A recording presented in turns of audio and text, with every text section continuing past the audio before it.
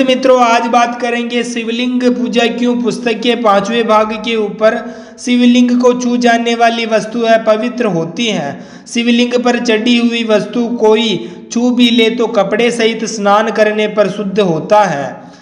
पद्म पुराण पाताल खंड अध्याय नंबर 114 में लिखा है, शिव जी कहते हैं कि मेरे नैवेद्य पत्र पुष्प फल और जल कोई भी ग्रहण करने योग्य नहीं है। मेरे ऊपर चढ़ाया हुआ प्रसाद कुएं में फेंक दो। शिवलिंग पर चढ़ा अन्न, पंडा का अन्न और तीर्थों में दान लेने वाले ब्राह्मण का अन्न निषिद्ध है। देवी भागवत भाषा स्कंद नंबर 6 अध्याय नंबर 80 का प्रमाण है। शिव पुराण विद्वेंसर संहिता 22 श्लोक नंबर 20 में लिखा है, मुनीश्वरों, शिवलिंग पर शिवलिंगों से जो छुई हुई न हो वह वस्तु ग्रहण करने योग्य और जो लिंग पर चढ़ा दी गई वह ग्रहण करने योग्य नहीं है। शिव प्रसाद शराब, मांस व विष्ठा के समान। पद्म पुराण उत्तरखंड अध्याय नंबर 255। ब्राह्मण दूसरे देवता का न तो दर्शन करे और न पूजे, न उसके प्रसाद को खाए, न उसके मंदिरों में जाए, न दूसरे देवताओं का प्रसाद ग्रहण करे। जो मूर्ख ब्राह्मण शिव निर्मल्य को खाता है वह मानो विष्ठा खाता है। संक्रांति के निर्मल्य को खाने वाला निश्चय चांडाल होता है, वह नरक की आग में करोड़ों कल्पों तक पड़ा रहता है। हे ब्राह्मणों, शिव आदि देवताओं का निर्मल्य खाना मांस के तुल्य है।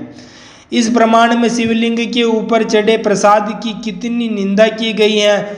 जब यह शिव भक्त लोग आंख खोलकर देखें और सोचें कि शिवलिंग जिसकी वे रात दिन पूजा किया करते हैं कितनी अपवित्र वस्तु है। शंकर के ऊपर चढ़ा प्रसाद खाना महापाप है, उसे खाने वाला चांडाल होता है। यह पुराण का फैसला है। अब हम दिखाते हैं कि शिव जी की वास्तविक पूजा शिव जी के वास्तविक भक्त वाममार्गी लोगों ने किस चीज से करने का विधान किया है। शराब, मांस व रजवीर्य से शिव जी का पूजन करो। शिव जी का आदेश जारी। कुलारणव तंत्र उल्लास 8। शिव जी कहते हैं कि हे पार्वती, हजारों घड़े शराब तथा सैकड़ों भार मांस से मेरी पूजा की जावे तो मैं भी भगलिंगामृत यानी रजवीर्य के बिना भी संतुष्ट नहीं होता हूँ।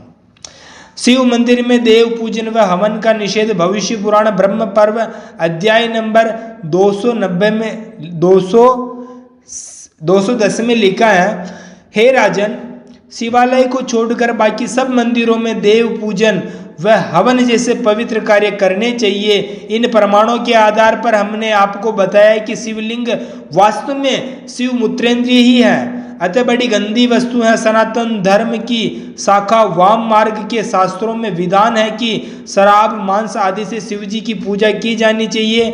जो वस्तु शिवलिंग को छू जाए उसे छूना पाप है। शिवलिंग पर चढ़ी हुई सभी वस्तुएं अशुद्ध हो जाती हैं, उन्हें कोई भी न छुए, उन चीजों को कुएं में डाल दे। तब फिर हम पूछते हैं कि शिवलिंग को पूजना, उस पर सिर टेकना, उसे चंदन लगाना, उस पर फल फूल दूध आदि चढ़ाना, उस पर गंगाजल छोड़ना, बेलपत्र चढ़ाना आदि पाप नहीं तो क्या है।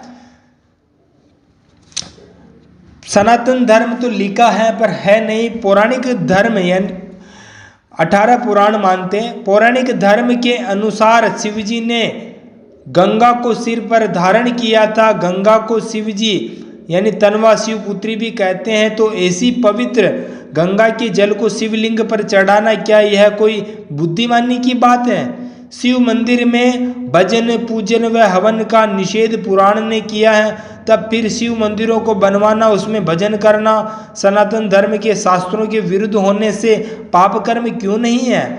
भजन तो पवित्रता पूर्वक पवित्र स्थान में किया जाता है। शिव मंदिर तो पुराणों ने अपवित्र स्थान बताए हैं, उसमें जाकर धूप दीप नैवेद्य शिवलिंगों पर चढ़ाना क्या कोई अक्लमंदी की बात है।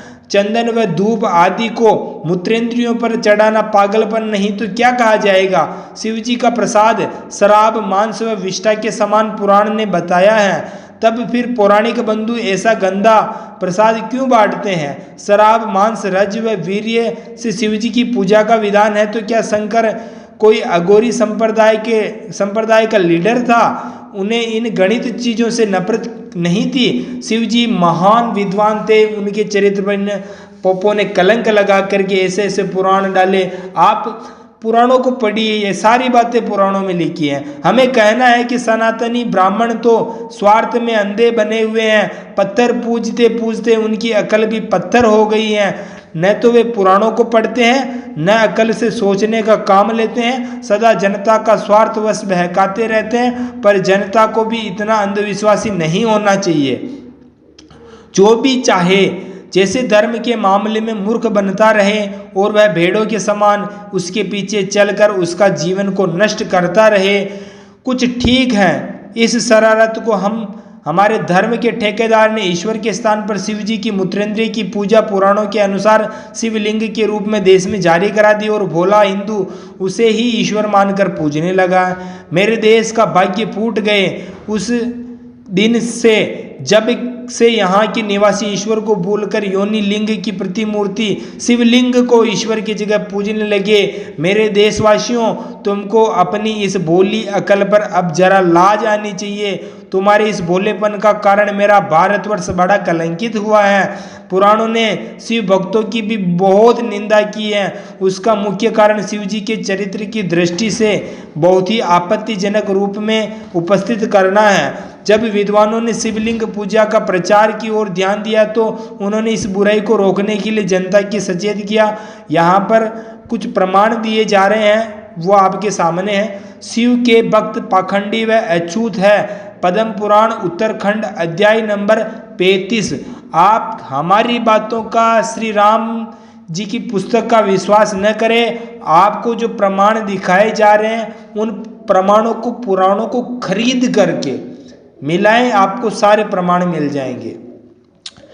पद्म पुराण उत्तरखंड अध्याय नंबर 235। वो लोग विष्णु को शिव व ब्रह्मा के समान बताते हैं, वे सब पाखंडी हैं। जो ब्राह्मण वैष्णव नहीं है, जो शिव के उपासक है, उनको न तो छूना चाहिए, न उनसे बात करनी चाहिए और न उनकी शक्ल देखनी चाहिए। जब आपस में पुराणों को मानने वालों में भरपूर फूट पड़ी है, तब हिंदू राष्ट्र बना करके वापस तुम दंगे करोगे, वापस लड़ोगे, तुम वैष्णवों के नहीं जाओगे, शिव तुम्हारे नहीं आएंगे।